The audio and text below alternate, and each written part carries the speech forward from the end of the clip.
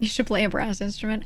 I did for fun. I learned, not that I was like really great, but I played trumpet. I learned it because I really wanted to learn one of each. I wanted to learn one brass, one woodwind, something in like the pit with like percussion. I wanted to learn one of each, so I picked up one of each. So I did the trumpet. I was learning clarinet because I really wanted to play a bass clarinet, but I just stuck with normal clarinet because I would have had to buy a bass clarinet. And I was like, brother, I'm just trying to learn this. I'm not trying to like make this my main, you know? In the pit, I learned like most of the percussion, and then I learned how to do marimba because I already knew like the piano keys, so it wasn't too hard to fit that in. And then yeah, I did a little bit of everything. I learned viola because the viola has the same strings as the cello. So if you turn it and put it under your chin, the way you do with a viola, like a violin, you just use different fingers. Use like 1, 2, and 3 instead of 1, 3, 4 to hit the same notes, but the strings are the same, so it was easy for me to kind of like make it make sense in my head. I don't know, I played a lot of things. I played a little bit of everything just to learn it because I wanted to be well-rounded with that. But yeah, trumpet seems like a fun instrument to learn how to play. It took me a really long time to wrap my head around using just 3 valves and like open note where you're not pressing any of those 3 down to like make all of these sounds. That took me a hot minute learning scales on that, but we got there. And you have to read alto clef. Dude, well, the thing is, when you play cello, you have to learn how to play or how to read 2 clefs. So cellos, you learn bass clef. Okay, and you read bass clef typically. And then when you start playing solo cello and you start going and shifting up and playing higher notes, you can't keep writing lines above the staff really high up to represent these notes. So instead, mid sheet music, your music will just change clefs to tenor clef, which is alto clef shifted up a line. So cello uses 2 different clefs, and you have to learn 2 methods of reading it, which a lot of lower instruments when you do solo like will do that. But yes, we had bass clef and tenor clef typically, and then if you knew how to read tenor clef, it's not hard to learn alto clef. It's the same thing, just shifted down a little bit on the paper. But yeah, we were sitting there and so I can read bass and tenor clef really easily. I can still read treble clef from like learning music theory, but I have to sit there and think sometimes a little bit.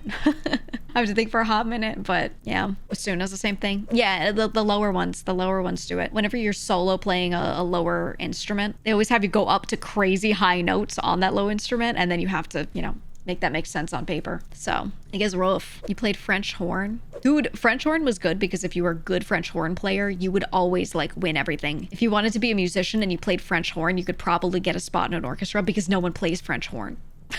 So if you were good at it, it's like one of the music careers that can actually work. Same thing with harp. Harp players can make so much money, and so many of them can have real careers playing harp because nobody plays harp, because it's expensive, because nobody owns a harp or has a harp teacher, because it costs $1 billion. So if you're one of the few people who has some sort of way to learn, you can actually go play that professionally, even though like playing an instrument is not really something most people get to do. French horn guy in your class is in a pro orchestra now? Yeah. French horns are really prevalent in a lot of music, in a lot of band music, and a lot of orchestral music. Like French horn is really good sounding, and the French horn parts in a lot of more difficult pieces are really there, but they just don't like have anyone play it because it's not really like needed for a lot of easier music. So, you know, you would get like really boring parts in school orchestras, but then if you played French horn in like a beautiful, fantastical adult orchestra, you'd actually have really good parts. So your sis played French horn, she killed it. There were 2 French horn players.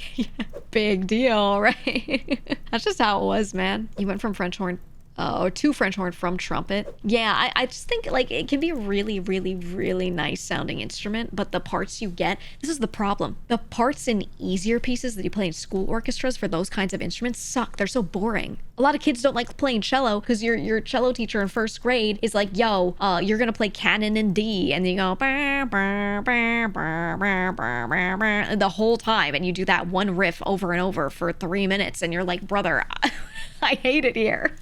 But then when you're an adult, everyone's like, oh, I love the cello. It's such a beautiful instrument. I love solo cello. And you're like, oh, why aren't there that many solo cellists? Because in school, everyone plays the same 3 notes, and they're like, I hate this. And they drop out and they go, let me play violin. Their part's fun.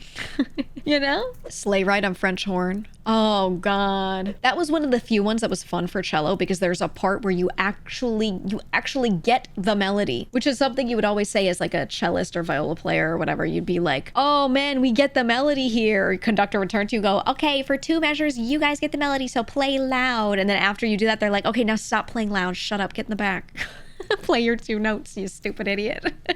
So it was just kind of like, you know, not the most fun sometimes. But I loved it because I had a really, really, really good teacher for the chamber orchestra, which was like the smaller orchestra just of the really good players. And you had to audition to get in, whatever. And the conductor that we had, she was so good. She was so good. She picked really good pieces that had very even parts. Everyone got something interesting. Whether it was the melody or not, it was an interesting part to play. It sounded nice. Oh, I loved it. Did you ever get a 6 solo? Oh yeah, oh yeah. When I was graduating, they did this for everyone who's graduating and was like a first chair. They would let you, if you wanted, for the end of year thing, you get to play a solo piece with the orchestra as your orchestra backing you up. So I got to do that. It was fun.